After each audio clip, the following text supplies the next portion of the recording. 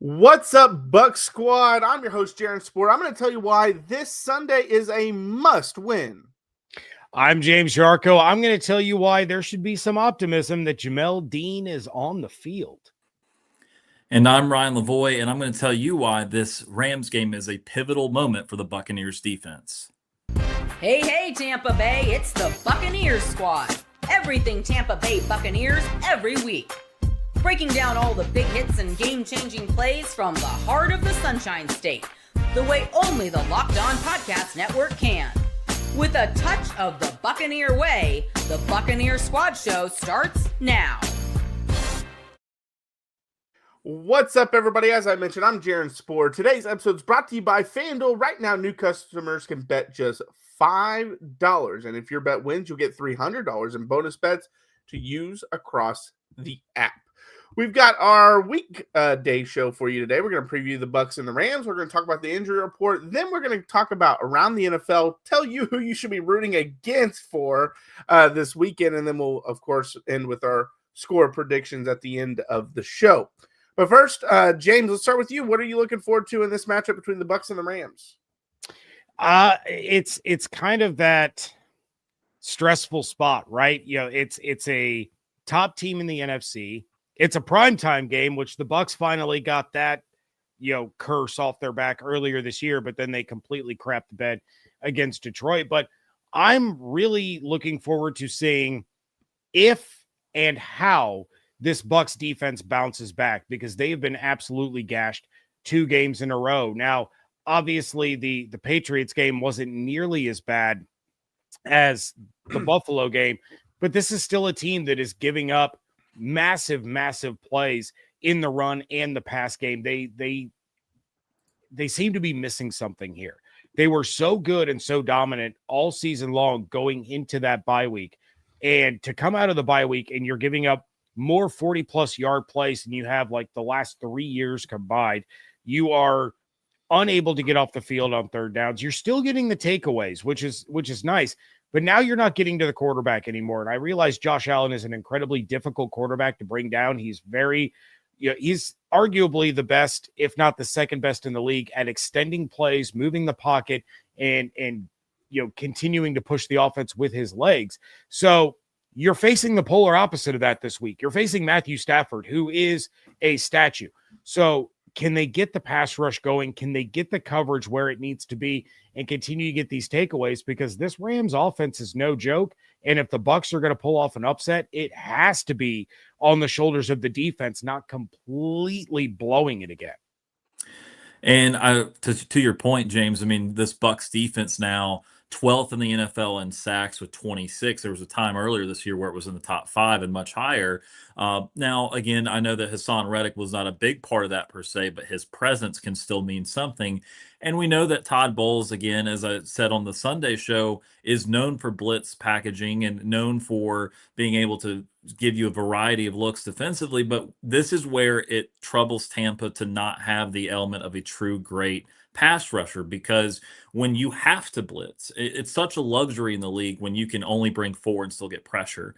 The Bucs have to blitz to get pressure. They don't have any one guy on a down-to-down basis being able to get to the quarterback. So they're having to do a lot of different things schematically, and this defense is failing at that right now. It's sunk into the bottom 10 or so in the league in a lot of defensive categories other than the sacks that I just mentioned.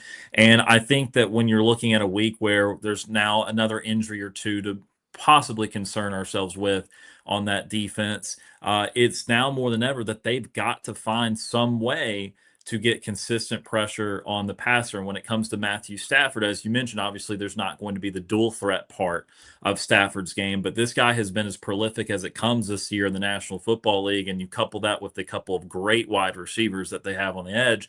This is another tall task for a Bucs defense that's had a couple of stinkers in a row, in particular last week. So pressure on the quarterback, it might be a very repetitive term for us moving forward, but that's why outside of a quarterback in football, you usually look at someone to protect your own quarterback and you look at someone to rush the opposing quarterback. And the Tampa, the last few weeks are starting to hurt in the latter. Yeah, and as Marcus always says, and for those real quick that are wondering what Marcus says, he had another obligation. He'll be back on Sunday. But as he always says, you have to earn the right to rush the passer. And that's what Tampa's going to have to do in this game because they didn't get after the passer at all. Now, as James mentioned, Josh Allen is a very hard person to get after, whereas Matthew Stafford isn't as difficult. But I will say this, and I don't know if this is a crazy statement or not. I don't think it is. I think Stafford's playing better than any quarterback that Tampa's faced this year. Because Allen, yes, is the MVP last year, and so most people are going to think Allen, and I know he's leading the league in total touchdowns, I think with 28. And so most people are going to think, well, it's got to be Allen.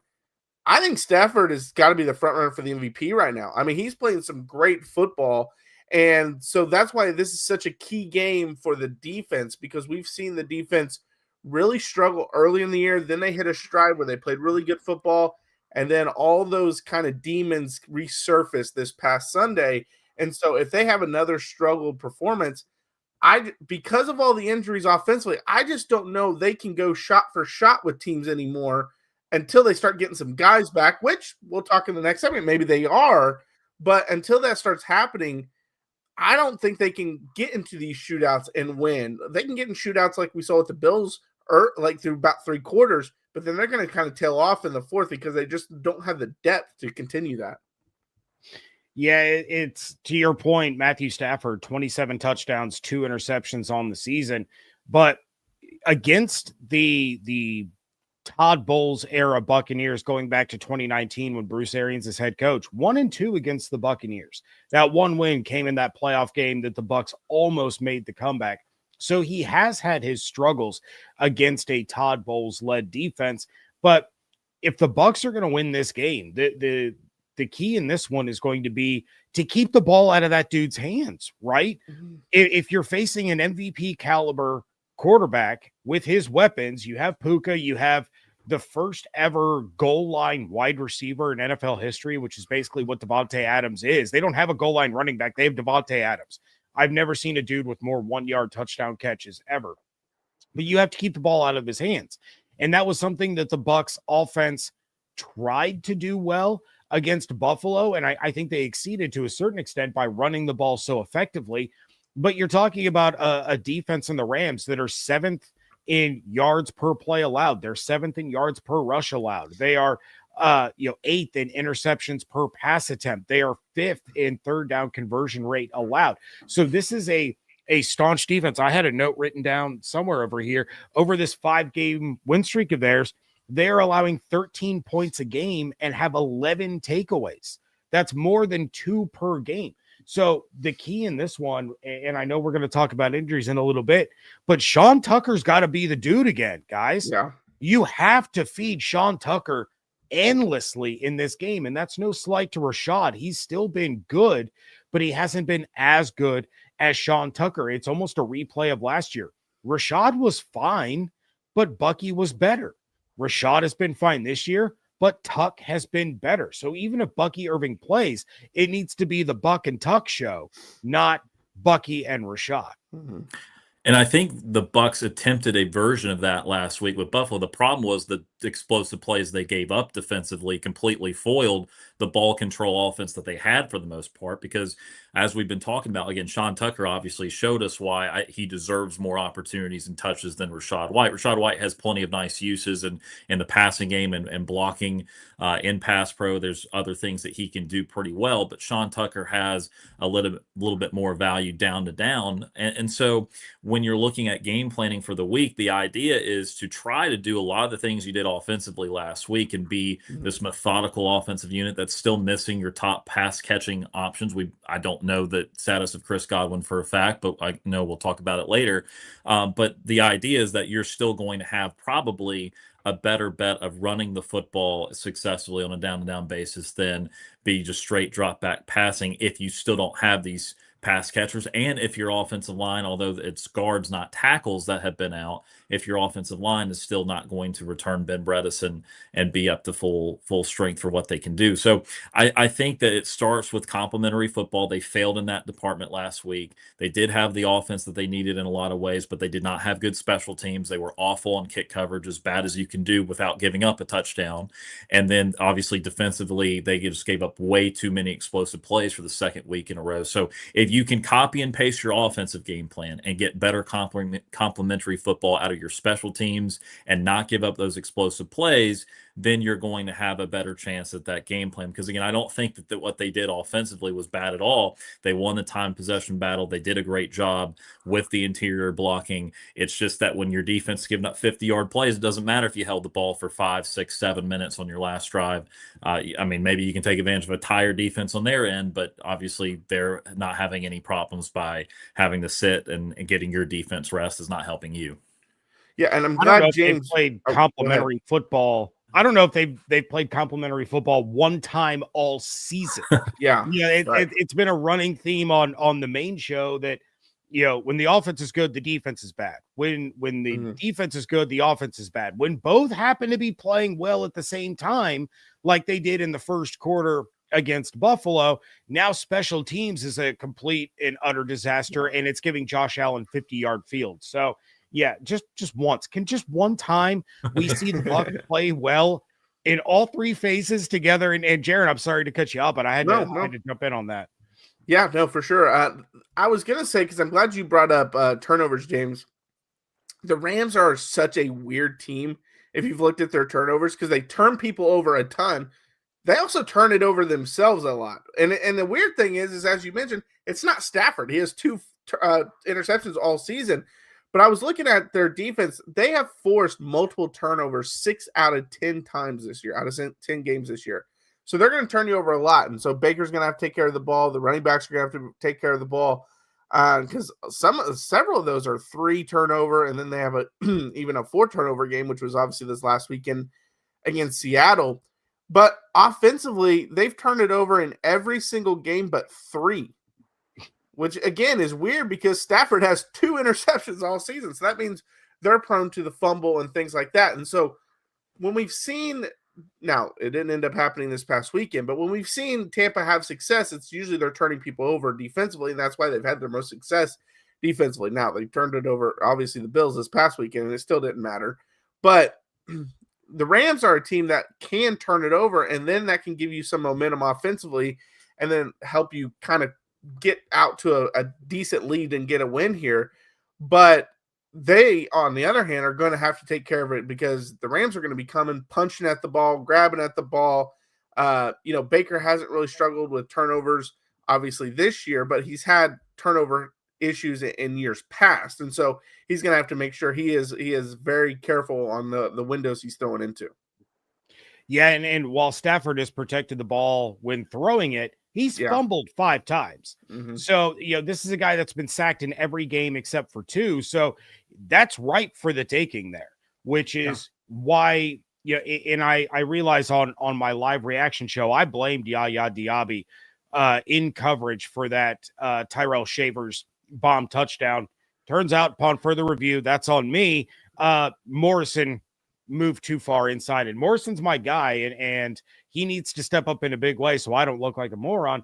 But that's why you need Yaya rushing the passer, not dropping into coverage on 3rd down. That's why you need Anthony Nelson rushing the passer, not dropping into coverage against James Cook. That's your pass rushers are your pass rushers, right? We know you're going to get push from Vita Vea. We know you're going to get push from Elijah Roberts, who has been absolutely fantastic in the absence of Kalijah Kancey. But you cannot always rely on sending these exotic blitzes. Sometimes you just got to let your dudes be your dudes. Let Yaya and Anthony come in from the edges. Let Chris Braswell come in from the edge. And you're facing Stafford. He's not going to outrun you. He's going to slide a little bit, but he could slide himself into some serious trouble. So don't get cute. They have too many weapons to get cute. Just play straight up man on man and let your edge guys be your edge guys and force some fumbles. If you're not going to intercept it, get a strip sack. Yeah, as you mentioned, when it comes to Stafford and sending all those exotic blitzes, that now puts your secondary at a disadvantage. And the way he's playing and the way Puka's playing, that's just not what you want to be in. Sorry, Ryan, go ahead. Oh, no, you're good. I was just going to say that I think that also when you don't have to deal with Josh Allen, Now your linebacker can be a little bit more focused on what he needs to do, either if he's going to blitz and not worry about a rush lane as much, or if he is going to just be in coverage and not that kind of spy drop back. I'm kind of in coverage. I'm kind of just watching Josh Allen that you have to do with certain quarterbacks in the NFL. No one should be needing to spy Matthew Stafford on Sunday. So I think it does give you a little bit of opportunity to not have to blitz as much and have guys that are much more intentional about only needing to do one thing rather than account for a bunch of different things. But again, the Rams do these things very well, and they're not a bad run team either. Kyron Williams is a really solid running back. I think around 700, 800 yards on the season already. And so, they particularly are known for what Stafford is doing this year and the two great receivers they have. But I mean, this will have to be a complete effort by the Bucs defense, and how they attack the line of scrimmage is going to be paramount in being able to shut down the Rams, because we know what they have at wide receiver. And regardless of who Tampa or anyone back there has, it's really tough to have guys covering Puka Nacua and Devontae Adams. Yeah, for sure. All right, coming up next, Todd Bowles gave an update on not just Chris Godwin and Bucky Irving, but also Jamel Dean. We'll talk about that coming up next.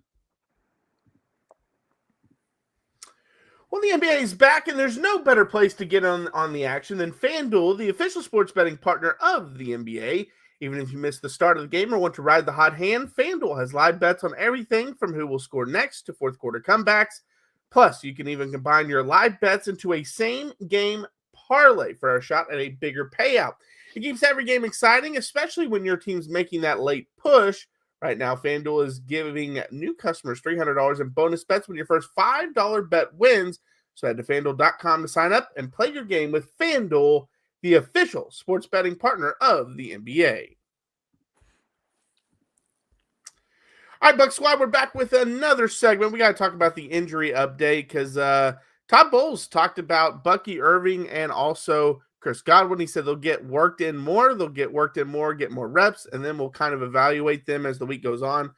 But they'll definitely get worked in. The funny thing is we talked about them last week on Tuesday. They're not really going to play much because that's kind of what Bowles said, was we're not going to test his shoulder, Bucky's shoulder. And then literally the next day, video of them practicing. And so you never know with Todd Bowles. Yeah, and look, I'm more optimistic that Bucky will play this week than I was last week. I was hopeful, but I was definitely cautious. I think the big one here, we already talked about it earlier in the show. You have Sean Tucker. You're okay. You'd love to have Bucky back, but I think in this particular matchup, it's actually more important to have Chris Godwin Jr. out there than it is to have Bucky Irving, because I feel like this offensive line is starting to gel a little bit better, even with lesser talent because of the guys that are out. But you have Emeka Egbuka out there who's an absolute dog, but nobody's scared of Sterling Shepard. Nobody's scared yet of Tez Johnson. Nobody outside of Tampa knows who Ryan Miller is. So just having Chris Godwin Jr. on the field, even if he's not getting a ton of targets, even if he's not making huge plays, just the threat of his presence, I think, can do wonders for the offense in this particular game. Obviously, we want to see Chris going back to 6, 7, 8 receptions on 11 targets for 85 and a touchdown or whatever it is. But you need that other A-list guy out there just to keep the defense a little bit honest so that they can't double and triple team Egbuka all day long. And I think if he's out there and you have Sean Tucker moving the ball the way that he did against Buffalo, the way he did against New England, you're going to have a puncher's chance in this one. And James, that goes back to what I was talking about with the defensive side of the ball. Although the production for Hassan Reddick has not been there, that name means something still in the NFL, and there's still some attention that needs to be required, even if he's only at a sack and a half so far this season. So you flip that to the offensive side of the ball, and Chris Godwin, who in the 2 games he played or so, he didn't look himself. He looked like he was working his way back, and certainly understandable after another really tough injury to come back from. But it was not 100% of Chris Godwin. Well, I would venture to say when he comes back, whether it's this week or next week, it's probably still not going to be 100% of Chris Godwin. But that presence alone, especially free up, I mean, they're asking Emeka Egbuka, who I get it, first round draft choice, and wide receivers can get going really quickly in the league. You're asking him to be the number one receiver on a team that's used to having Mike Evans and Chris Godwin. And that's a bit much for a rookie, even though he's done a very admirable job of it. You're asking Tez Johnson, a late round draft choice, to end up being your number 2 or number 3 receiver, depending on your view of Sterling Shepard. That's a big ask of someone that you took towards the end of the NFL draft. And so I think when you're looking at this, just having Godwin, knowing that, okay, I've got to account for Chris Godwin and all the possession area plays that he can make, all of these important third downs that he's used to having, even if he's not the one to actually make them, to have to account for that on these 3rd and 6, and even heck, it's something lesser, but still the blocking that he's able to do. I know that it's never talked about, it's never one of the top things with any skill position player, but Chris Godwin for a wide receiver is an excellent blocker. You want a better screen game, or you want something, another way to run the football outside the tackles, Chris Godwin might be able to help you with that too. So I think that his presence, I agree with you. I think it's more important, especially with what we saw from Sean Tucker. That looked, I'm not going to say it was yet from one game, but that looked like an RB1 in the National Football League. If you just slapped a 3rd round pick and said that guy is not from Syracuse, he's from, again, Ohio State or something, and he's supposed to be the big guy on the team in the next year or two, I would believe you after that game, what we saw both running and catching the football. So I think that Chris Godwin's presence, even if the production is not there, is indeed very critical. For sure, his presence is definitely critical, but also he is excellent, even though his athleticism has dipped a little bit with all the injuries. He's still excellent at getting open on 3rd downs, and Baker still is very big on trying to find him on 3rd downs, and that will take a lot of pressure off of Emeka Egbuka, which you mentioned. And so, it's crazy to think that, because going into this week, I would have thought easily, I would have said, hey, Bucky is the most important one back. But I think I agree. I think it is Chris Godwin. And yeah, I know it's one game from Sean Tucker, and he's had a game similar to this in years past. And so we have to see if it's a consistent thing where he's able to do it multiple weeks. But I just, after what I saw last week against the Bills, and the Bills are not good at run defense, but what I saw last week, and even the week before against New England, who is a great run defense, I don't think the running game is as big of an issue as some people think, because I think I agree with James where I think it's the offensive line is starting to come together, and that's going to help any running game. I mean, when Dallas had that elite offensive line in 14, 15, 16 era, they could throw any running back there, and it was going to be a massive hole, and they were going to, bust off big gains. I'm not saying they're going to be that kind of offensive line, but I'm just saying that they're starting to come together, and I think that's why the running game is picking up without Bucky. And so I do think Chris is the more important one because of his blocking, because of him being able to get open on key 3rd downs. Because right now, when I watch them, and they face a lot of 3rd and mediums and longs, I don't know who the go-to guy is on 3rd down. I mean, I would say it's probably Cade is who he kind of targets the most, but Emeka hasn't really stepped up to that point where he's like, okay, on 3rd down, he's probably going to win on his route and you hit him. And part of that is because he's the clear wide receiver 1, so he's probably getting doubled a lot. But I just don't know who the go-to guy is on those crucial downs right now.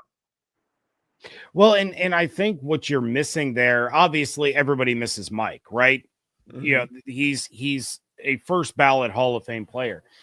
But I think beyond just Mike as a leader, as a player, as a person, you're missing size. You have no size at the wide receiver position. You had Baker throwing back shoulder fades in the end zone to Sterling Shepard. You got Shep, Tez, and Cam Johnson are all under 6 foot. Even if Godwin plays, he and Egbuka are the same size. You don't have that big guy that can go up and high point a ball against a double team. And again, Egbuka is insanely talented. He is the future for the Buccaneers at the wide receiver 1, but it's a lot to ask of him to be thrust into that role when that's not what this team was built to do this year. And he's going to win a lot of those jump balls, but he's also not Mike Evans. So I think that's why Cade is starting to get more of those looks, because he's the biggest guy out there for Baker to try to throw the ball to. You've got a sure-handed Ibuka, you've got a sure-handed Chris Godwin if he returns, but Cade Otton is that security blanket right now.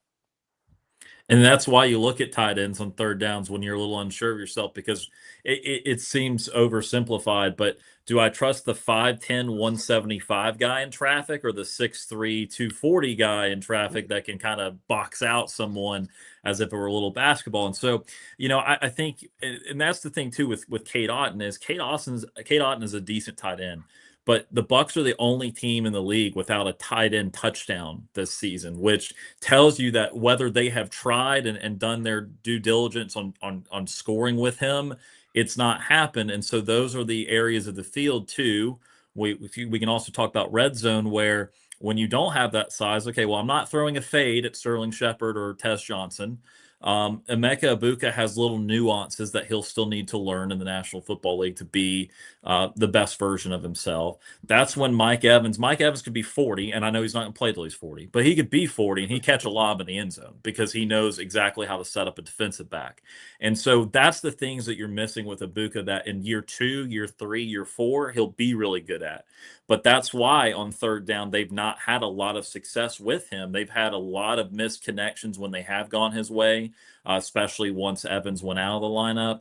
And, that's what's the one thing holding him back from taking that next step, which, again, I'm not begging for in year one. I completely get it. It's not a criticism, but it's just the reality that that's the way in which they're limited when they don't have Mike Evans. They don't have Chris Godwin. And as any team would, you take 2 or 3 of them, because we can't forget about Jalen McMillan either. You take 3 out of their top 4 projected options, you're going to be stressed a little bit for third down conversions and red zone stuff when you don't have your go-to options.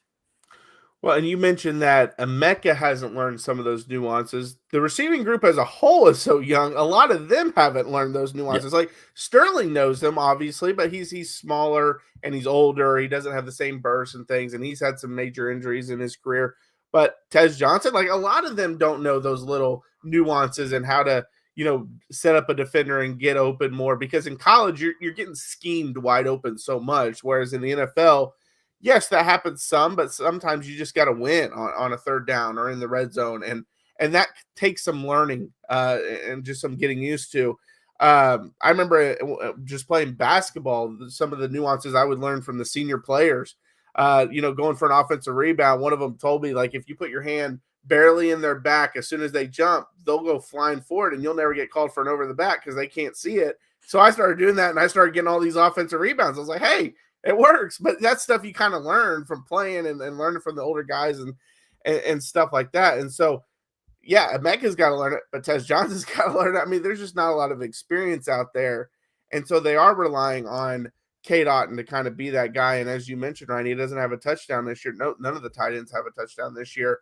And I think part of that is because I think defenses, once they get to the red zone, know that, hey, these guys don't know the nuances, but Cade does.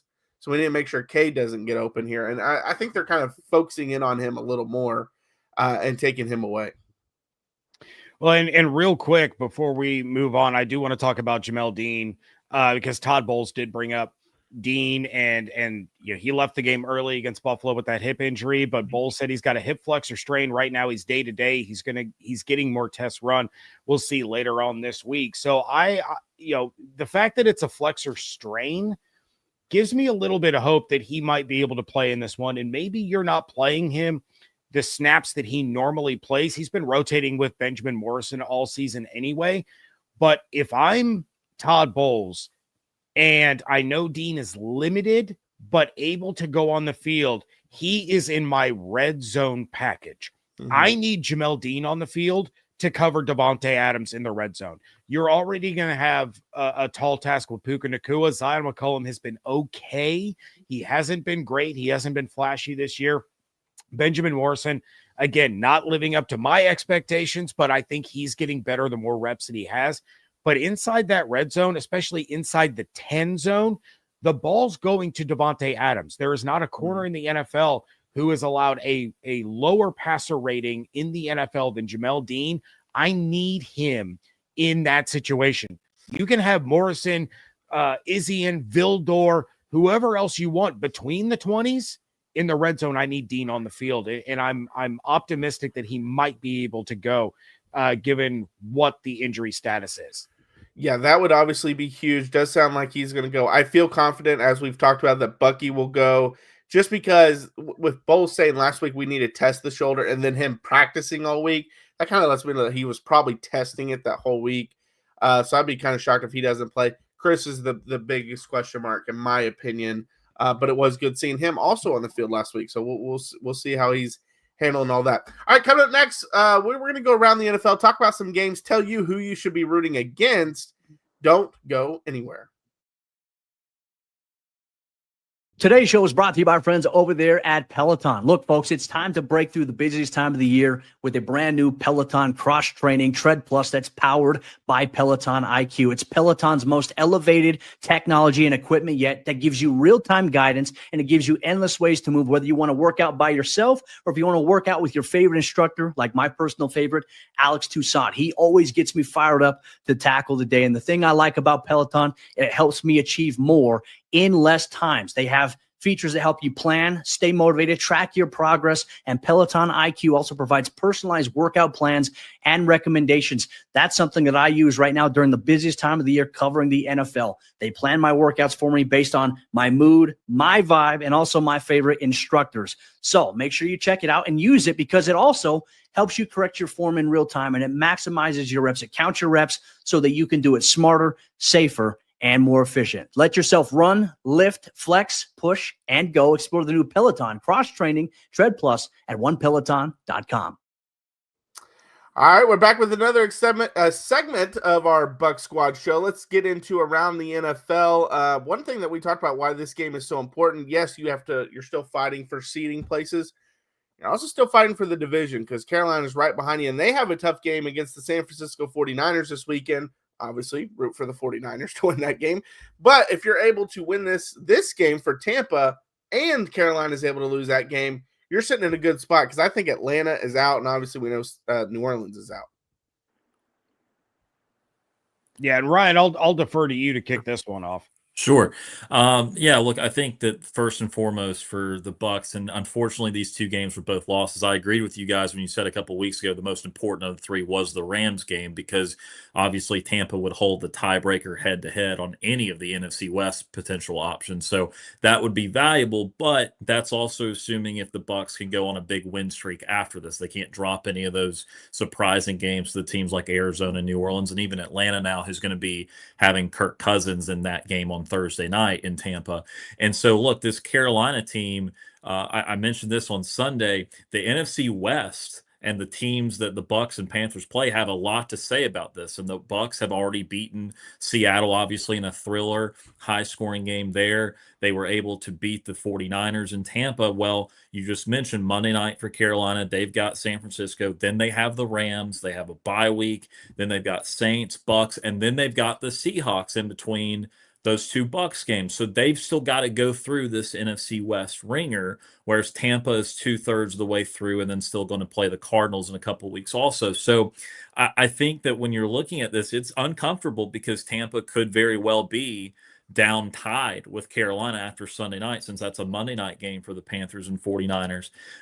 But I think the reality is that you are looking at a situation where if Carolina does not take care of this business against the NFC West, the Bucs will still be in a great place. You're just trying to figure out, do I look up towards the 2 or 3 seed? Do I look down towards the NFC South second place team? I mean, if Tampa loses to the Rams, they're going to have no choice but to acknowledge that the Panthers and Bucs are going to play 2 meaningful football games in the final 3 weeks of the season. If the Bucs can win this week and the Panthers lose the 49ers, then you get more optimistic that maybe in that first Bucs-Panthers game in week 16, maybe that could be closing the door on Carolina. So you want to be in a situation where you look back up and see what you need to do to get up in seeding and stay away from the 4 seed that the Bucs continue to be in the last few years. But this week is going to tell us a lot, because the longer this goes, we get closer to those 2 out of 3 stretch, and then at that point, you're going to have to be winning those games, at least splitting those games, if you want to win even the division.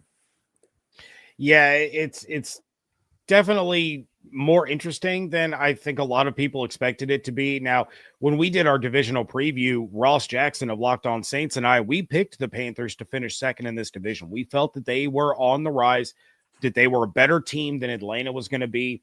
But I didn't expect it to be this close at this point in the year.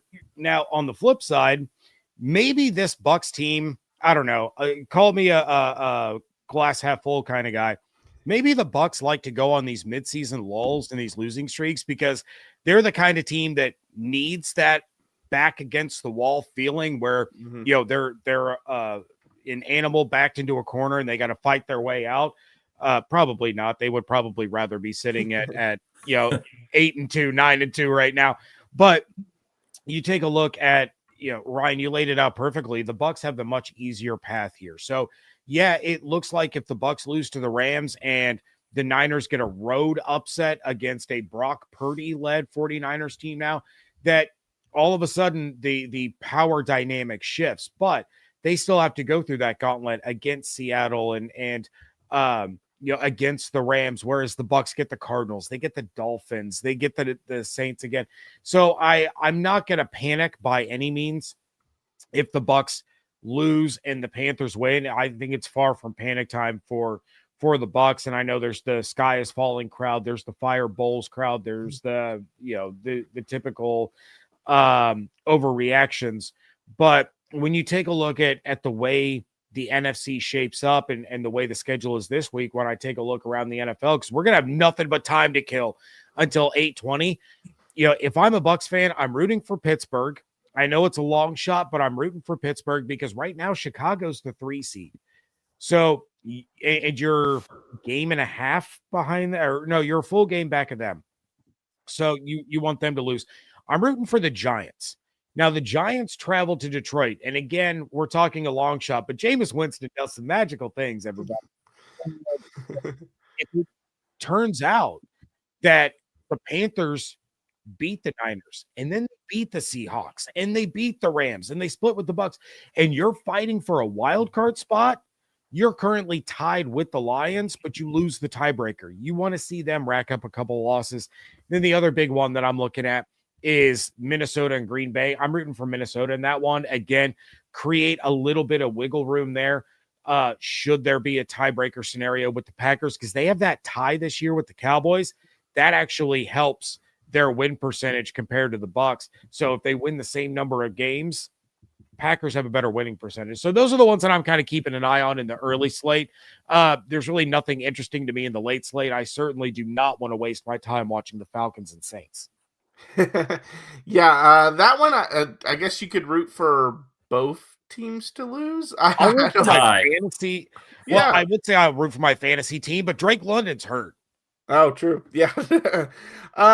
No, I was looking through the whole schedule.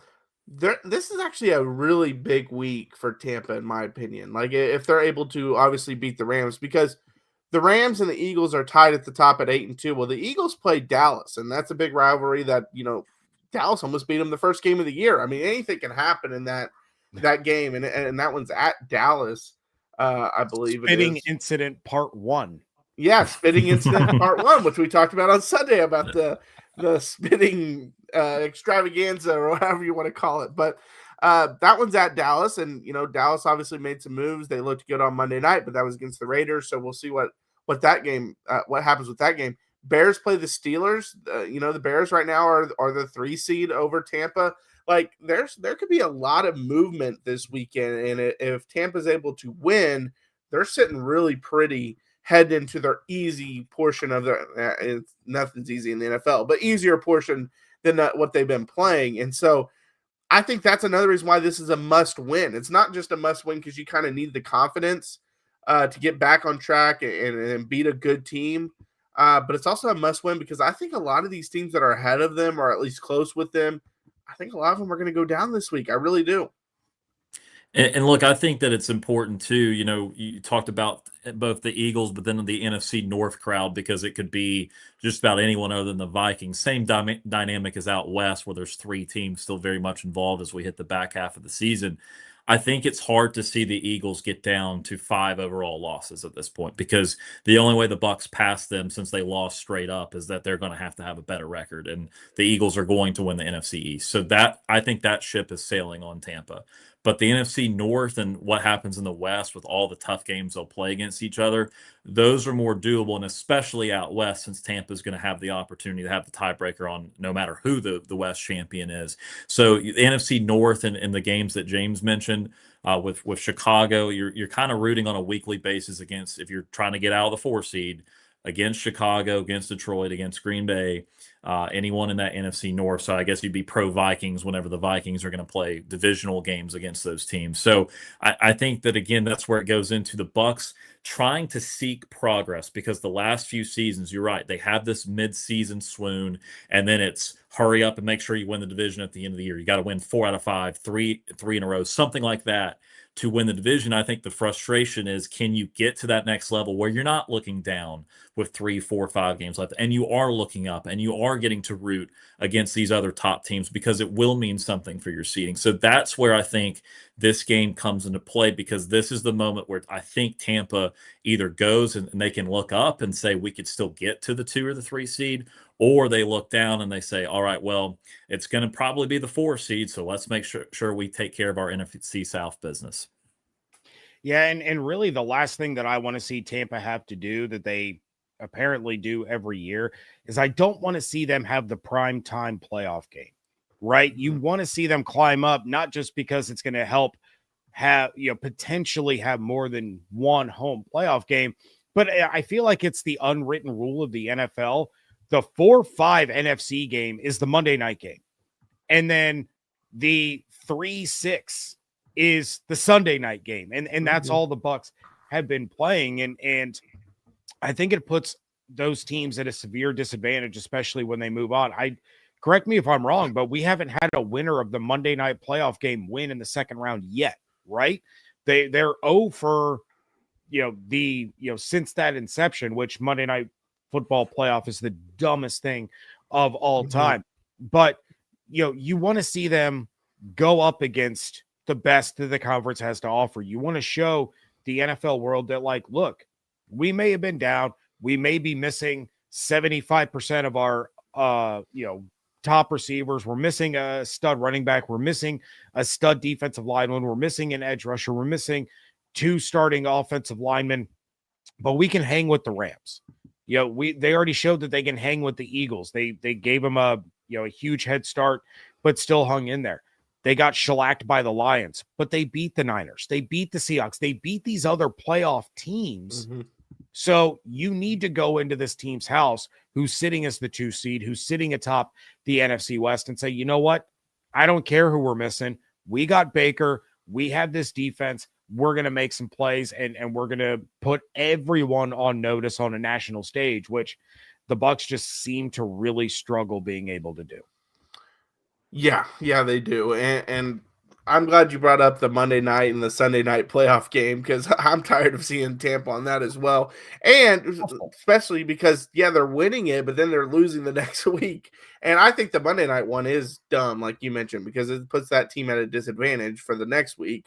And I think that's a lot of reasons why a lot of those teams are losing the next week. But one other game, I know we're almost out of time for this segment, but one other game just for the fun of it, I just think it's going to be fun to watch, is Kansas City and Indianapolis. And that's just because Indianapolis has been really good this year. Kind of a surprise. Daniel Jones, obviously Jonathan Taylor's been incredible. Kansas City could fall to 5-6, on the season. And right now they're out of the playoffs, and it's just weird seeing that happen. Now, we talked about it on Sunday. I think all those long playoff runs are catching up to them. And a lot of their players are, star players are getting older too. And so I think that's part of it as well. But yeah, if Kansas City goes 5-6, I don't know if they're going to make the playoff. Now, I don't, off the top of my head, I don't know what their final schedule is. Maybe they end with, let's see, they go Cowboys, Texans, Chargers, Titans, Broncos. I guess they end pretty. And those are home games too. The Chargers and Broncos second time around. So their toughest games are all in Arrowhead.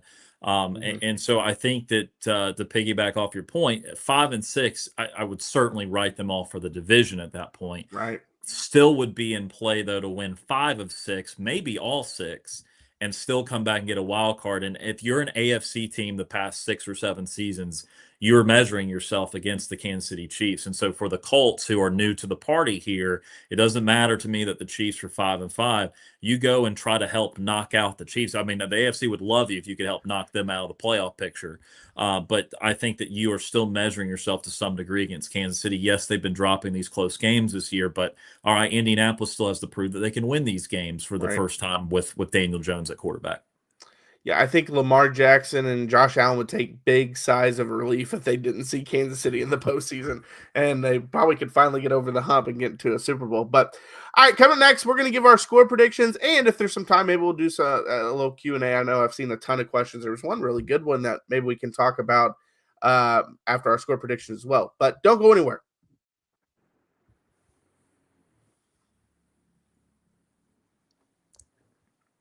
All right, Buck Squad, we're back for one final segment. We'll start with Ryan because James didn't give his official score prediction until Friday.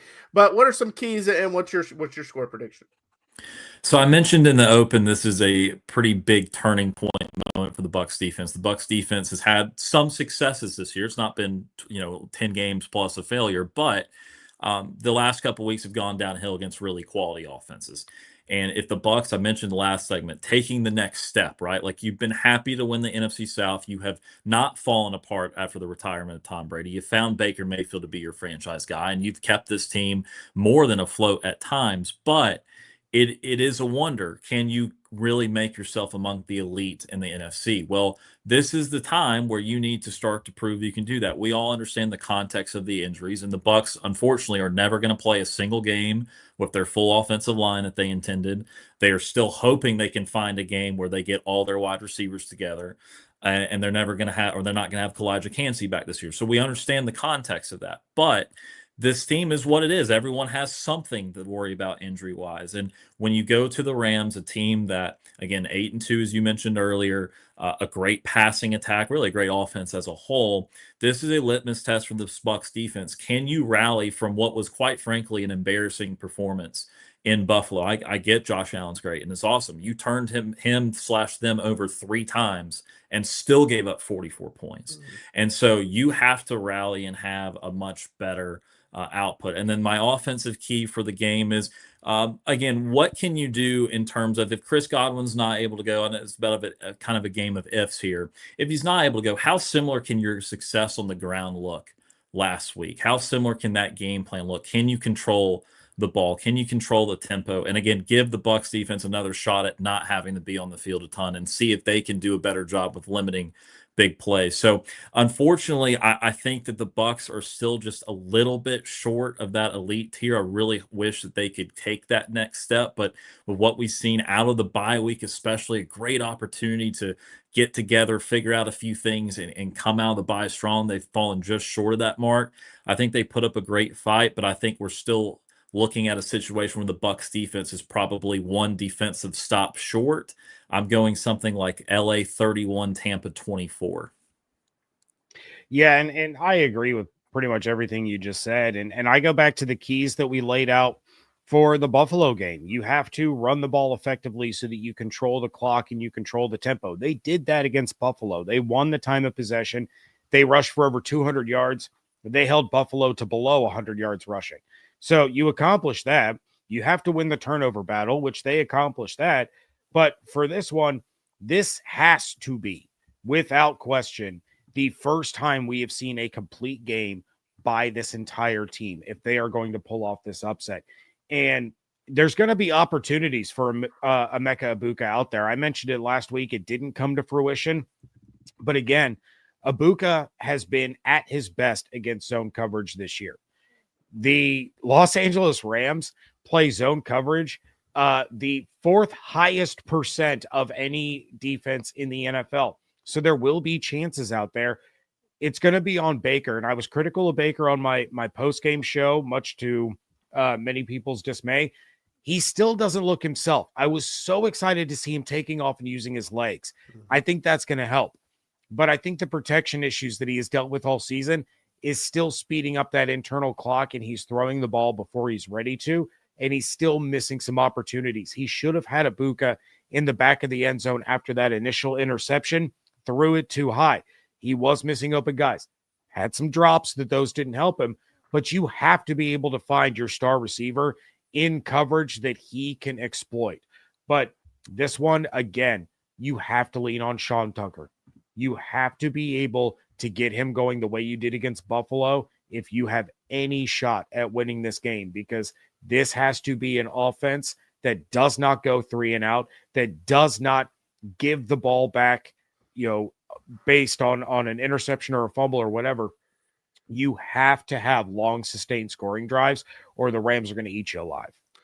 Yeah, I'm going to sound like a coach. You have to win the turnover battle and you have to run the football. And that's truly what I think in this game, because like you mentioned, James, I think if they can have the running, I'm not saying run for 200 yards, but if they can get to like 140, 150, have a game like that where they can control the clock, I think that puts them in a very good position. And also, as you guys mentioned, control the clock where the defense doesn't have to be on the field as much, because that Rams offense is so prolific. As far as the turnovers, in the 2 games they lost this year, they turned it over. The defense for the Rams turned over the Eagles 1 time, and they lost by 7. And then in the other loss, it was against the 49ers in overtime. They didn't turn over the 49ers at all. The only other game they didn't turn over a team was the Jaguars, and they blew out the Jaguars. But that's kind of been the key for them, is like having all this momentum off turnovers, because the only other time that they turned over a team 1 time but they won was against the Titans. And again, it's the Titans, just like the Jaguars. So the teams that they're beating that are decent teams, they're turning it over multiple times. So you can't be a multi-turnover team in this one if you're Tampa Bay. And then on the flip side, as I mentioned, the Rams turn it over quite a bit too. So you're going to have to force some turnovers, some strip sacks. As James mentioned earlier, Stafford's turned it over five times on fumbles. 2 times, obviously, on the interception, so he takes care of the ball that way. But we've also known Stafford in his career to take some chances. He kind of has that Brett Favre gunslinger in him a little bit sometimes. And, one of my favorite stories is when Gruden asked Favre why he made that throw, and he says, because I can. Well, that's kind of how Stafford is sometimes too, because you feel like he can make every throw on the field, so he'll try some stuff. But yeah, I just think that's going to be the key for the game. If they can force some turnovers and then limit the turnovers themselves, and they've been pretty good about not turning it over. Again, Baker only 3 interceptions this year, when he's had some years where he's had double-digit interceptions. He's actually done really well at that. And so that's kind of the keys that I'm looking for in the game.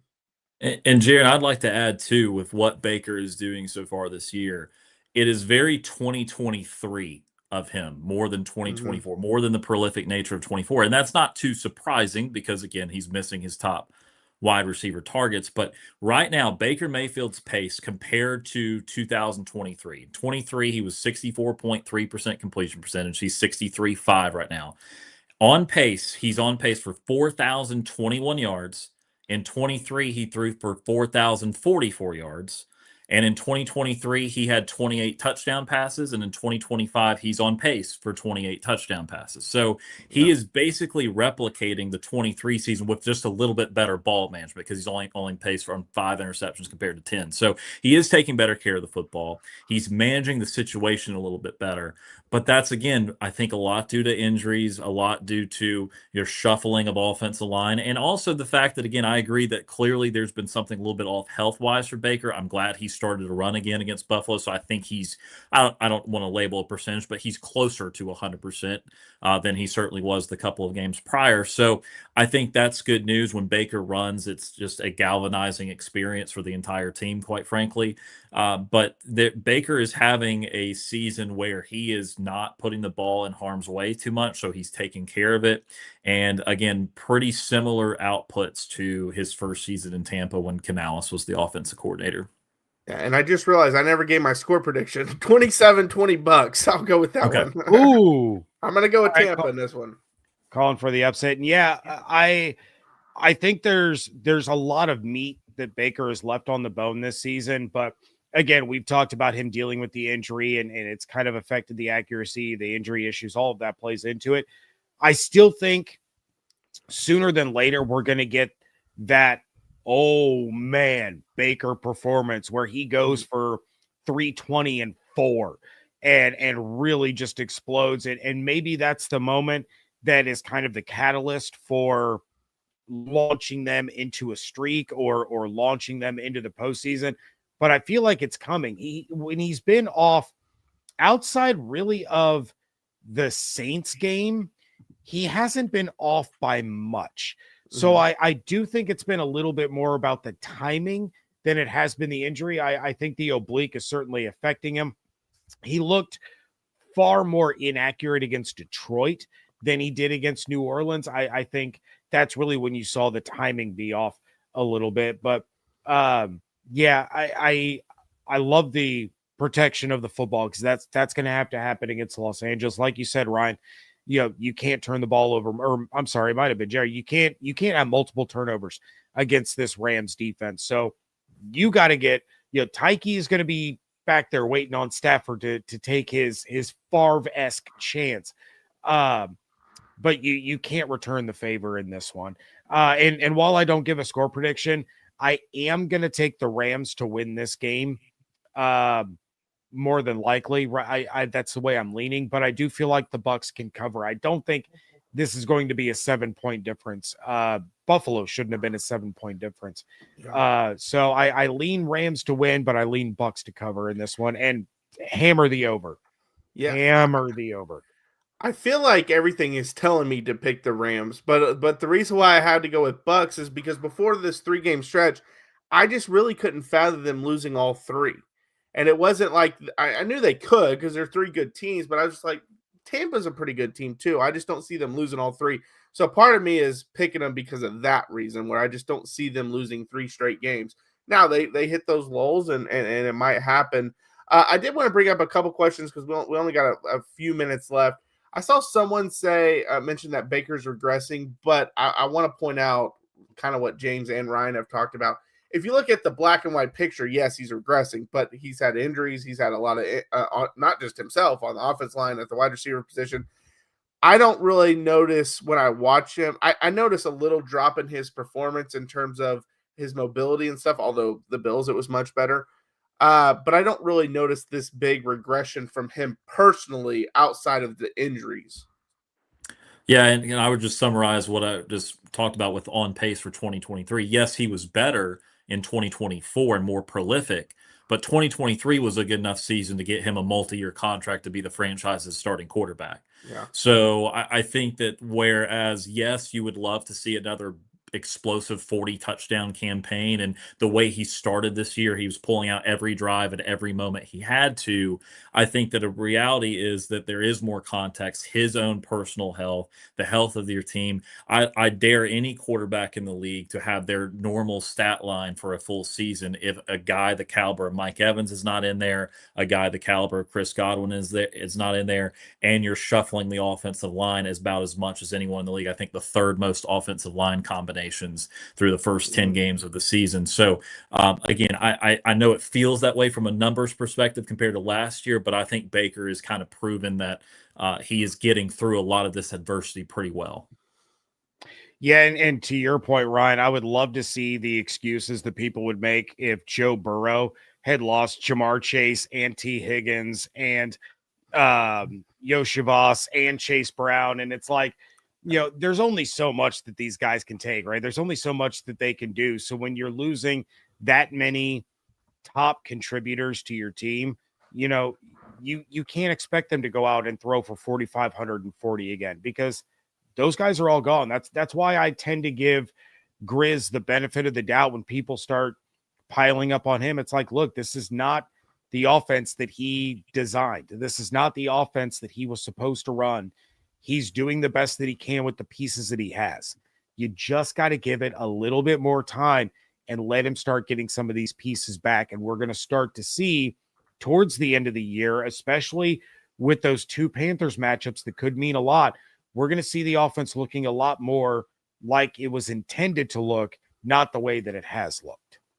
And I know we only have like a minute 20 left. I wanted to get to this question a little earlier, but we had a lot we had to talk about. One person asked us, who is the MVP of the Bucs so far this season? I brought up the Baker thing before that because I still probably think it's Baker. I think so too because of the early season stuff. I mean, Yeah. it may not feel that way the last 3 or 4 weeks, but the Bucs had to win some last second games against Atlanta and Houston and some others that if he did not kind of just will them to victory, they could be in a really sticky record right now. And those teams did not end up being what we thought they were either. Those were not games that the Bucs excelled in against great competition. They had to kind of push through those. So I still lean Baker. I would agree with that, but just to give a different player, I would say Emeka Egbuka. Where would this offense be? Where would Baker be without Emeka Egbuka? Filling in Mike's absence, Chris, Jalen's. So I don't think you can overstate how important he has been, especially as a rookie. I realize he's a first round pick, but you're putting a lot on his shoulders right now, and he's rising to the occasion, and he's doing it with a smile on his face. Love everything about that kid. So I'll say Egbuka as of now. Yeah, I like that one as well. All right, so we'll be back for another show, our post-game show, sometime on Sunday. I know it's a Sunday night game, so we'll be back for that show, maybe even early Monday morning, depending on the time. But until then, fire the cannons.